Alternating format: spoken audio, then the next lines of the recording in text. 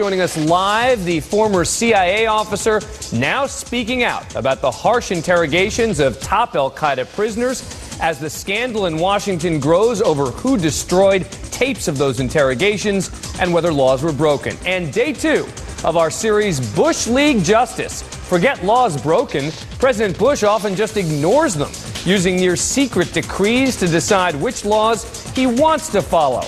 Plus, suspect Drew Peterson may be deciding which laws he wants to follow. As just about everyone else searches for his missing wife, he now wants your money this holiday season.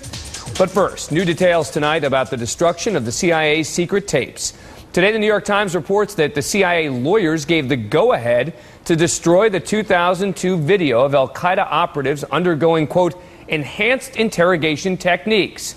But who ordered the enhanced interrogations, including waterboarding, and the destruction of those tapes? Are we to believe that neither the president nor any of his closest advisors knew about it? Today, the president made his first public comments on the story.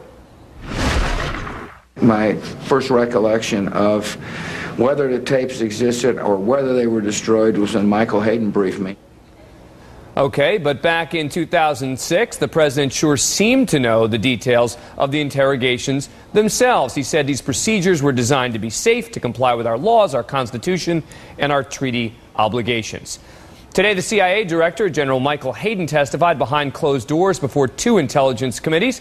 This amidst talk of possible pardons from some on the right, but let's be clear. The law would likely protect the actual interrogators, just not necessarily the officials who ordered them to do it. So, how did all this work? Who ordered it? Did the White House know? Joining us now, live, is John Kiriakou, who spent 14 years as a CIA agent and who was involved in the capture and interrogation of top al-Qaeda operative Abu Zubaydah. Thanks a lot for taking the time. We appreciate it. Thanks for having me. All right, first tell me what happened to Abu Zubaydah after he was captured. He was severely wounded during the capture. He was involved in a firefight with Pakistani authorities, and he was shot 3 times, once in the groin, once in the thigh, and once in the stomach with an AK-47. So he was in quite poor physical condition when we finally got him. And what happened? So you got him, you got a chance to interrogate him, to question him. How did that go? I honestly wouldn't call it an interrogation, because he was so severely wounded. He was coming in and out of a coma, and I wanted to see if I could, at least as he was getting better in the first couple of days, if I could establish something of a rapport with him. So I tried to engage him in conversation. At first, it was something of a gibberish conversation. He asked for a glass of wine. He made a comment about not wanting to be treated like a zoo animal, and then he finally came around a day or so later, and first asked me to smother him with a pillow, and then after that wanted to talk about philosophy and poetry and religion. But when was it that he was waterboarded? It wasn't until a couple of months after he was captured, after he had physically recovered and it was determined that he was uncooperative and he was going to remain uncooperative. How did you get approval for this technique and some of the other techniques? It was a very formal process. I've explained on some other shows today that when these authorities were sought by an officer in the field, a cable would go back to headquarters saying, this is what I want to do and this is why I want to do it, and we're going to do it once. And that cable would go back to headquarters, to the Deputy Director for Operations, and they would seriously consider the case and on a case-by-case basis say, all right, you're approved to do X, Y, or Z, you do it once and you report back what happened. And waterboarding was included in that approval process, right? Yes, all of the enhanced techniques were included in the approval process. So do you believe that the White House ultimately knew that he was being waterboarded? Absolutely. And what about other techniques? I mean, was there other aggressive techniques, slapping, hitting, anything else like that? To the best of my recollection, no, not with Abu Zubaydah. You see, there was such immediacy around the information that we thought he could provide, and we were so worried about a potential disastrous September 11th-like attack on U.S. soil or against U.S. interests abroad that we felt really an immediate need to try to get the information very quickly. You said not with Abu Zubaydah. How about with anyone else? Were there any other very aggressive, that might be considered torturous techniques used on other detainees? You know, honestly, I probably shouldn't comment on that. Can I ask you why you talk about Abu Zubaydah but not others? Because the president has commented about Abu Zubaydah, and you know, it's become part of the national debate. Okay, fair enough. Do you believe it's torture, waterboarding? I've come to believe that it's torture, yes. But not to say that I disagree with its use back in 2002. It was a different time, and we were so convinced that there was another major attack coming. We felt that we were almost forced into it. It was something that we had to do on an extremely limited basis, but we had to get that information to either disrupt or forestall another terrorist attack. Now, you know there are a lot of people now responding to your comments saying, look, waterboarding doesn't work. You don't get truthful information from waterboarding. In some cases, I think that's true. With Abu Zubaydah, however, waterboarding worked very well, very convincingly. How are you so confident that the information that you got from him was accurate? We were able to corroborate it using other sources and vet the information, and it turned out to be accurate. Now, the CIA director has defended the destruction of the tapes by saying it was to protect the identities of those involved, and yet you're going public. What do you make of that rationale?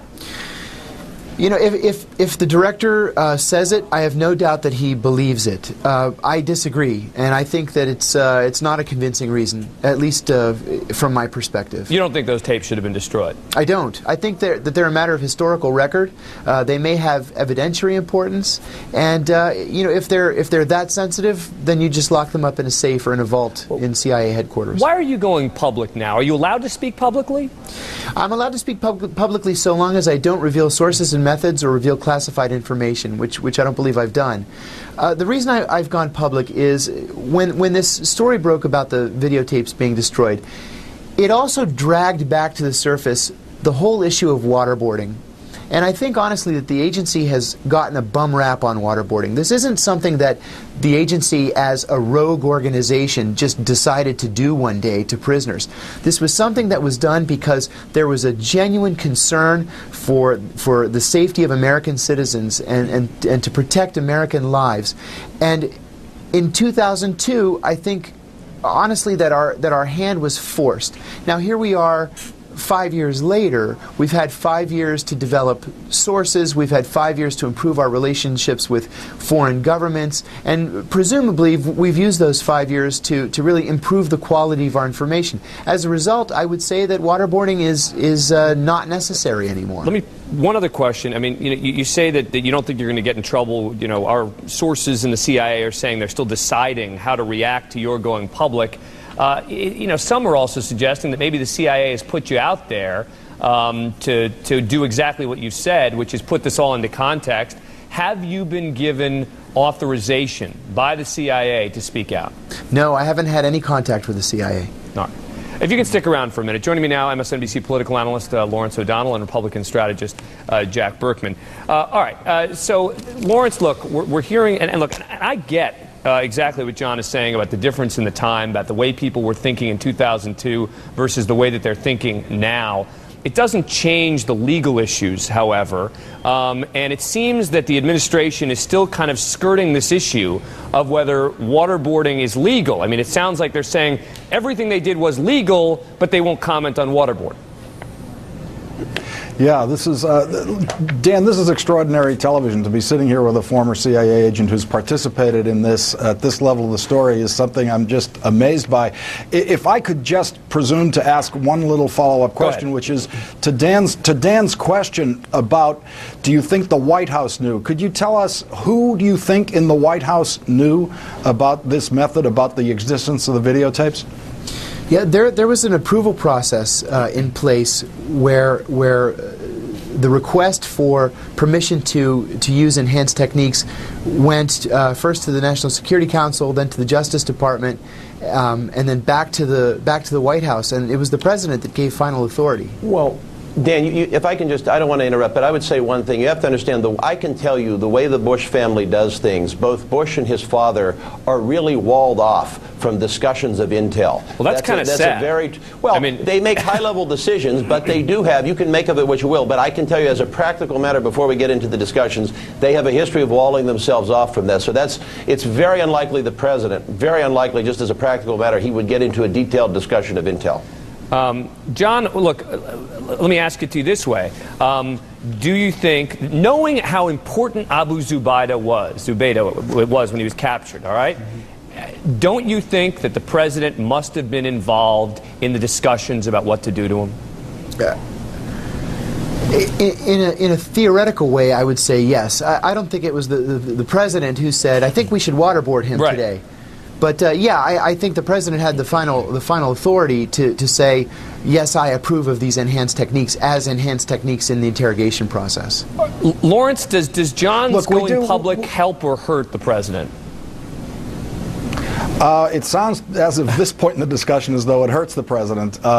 And I can see in certain ways how it helps the CIA, and I think it does raise the question of, does the CIA want John to be out here right now, which we've already dealt with. But, you know, we do have some evidence about the president's personal interest in specific al-Qaeda figures. We do know through Bob Woodward's books and other people who've researched what that the president, for example, had a most wanted list in his office, and as they would be found or executed or you know, killed in action, he would cross them off on a specific list with pictures of them, you know, in his desk in the Oval Office. So we have little bits of information about just how specifically interested the president was in each one of these guys. Keep in mind, Dan, what I would say is, and I don't want to single out Lawrence, but a lot of our friends on the left have their talking points written either way. God forbid if there was some kind of suitcase bomb or some dirty bomb to go off on 59th Street, the CIA would get blamed just as badly, and Ted Kennedy and Jane Harmon did you hear what Lawrence said, Jack? He said he's not blaming the CIA. I mean, what he just said is John's account actually helps the CIA, but may hurt the president. So in terms of talking points, maybe it's yours. Maybe you're the one who has the talking points because you're not listening. Many are, and I said I certainly don't want to single out Lawrence, but many in Congress are doing just that. The other thing, Dan, from a legal standpoint, keep in mind it's not clear to me any laws were broken. I don't know that the tape in question was ever under lawful subpoena. Just because members of the 9/11 Commission and or Jane Harmon or somebody is clamoring for it, that doesn't mean that the CIA has any legal obligation to turn it over. John, when you went public, when you decided to go public, how did you think it was going to be perceived? Which way did you think it was going to cut in terms of who was going to go after you? I thought I would be trashed in the blogs, which I'm told I'm being trashed in the blogs, and I think that we all are. Yeah, I think that's the truth. I'm told that there is some division at the agency that I've heard today that a third of the people think that I did the right thing, a third think I should have kept my mouth shut, and a third think I'm trying to pitch a book or a movie deal or run for Congress. I heard today. Do you regret going public, John? No, I think this is a real intelligence success story that needs to be told. The American people want to know that the CIA is working hard to protect them. They're generally not influenced by politics, as difficult as that might be to believe. But this is a success story, and the American people are getting their money's worth out of the CIA. And you have told us the story. John Kiriakou, thanks so much for taking the time to come on the program. Thanks Appreciate for having it. Lawrence and Jack, as always, thank you. Thanks.